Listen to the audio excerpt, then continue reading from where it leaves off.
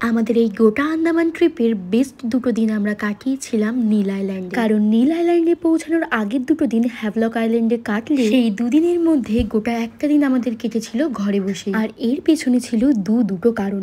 যেমন ধরো পোর্ট ব্লেয়ারে থাকাকালীন ওখানে ছিল ভীষণ গরম, তবে যেদিন আমরা পোর্ট ব্লেয়ার থেকে হ্যাভলকের উদ্দেশ্যে রওনা দিই অল অফ আ সাডেন মুষলধারে বৃষ্টি স্টার্ট হয়ে যায় আর ওয়েদারটাও ড্রাস্টিকলি চেঞ্জ হয়ে যায়। ব্যাস অমনি ওয়েদারের সাথে সাথে শরীরেও এফেক্ট শুরু।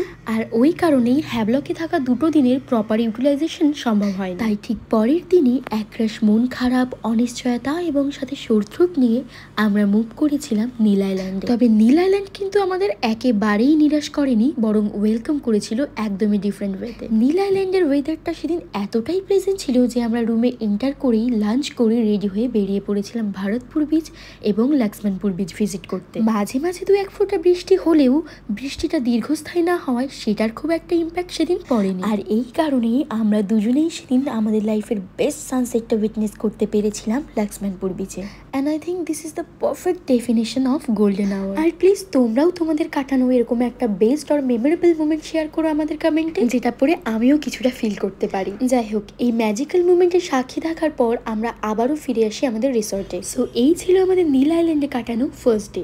তোমরা কে কে আন্দামান গিয়েছো প্লিজ কমেন্টে জানিও।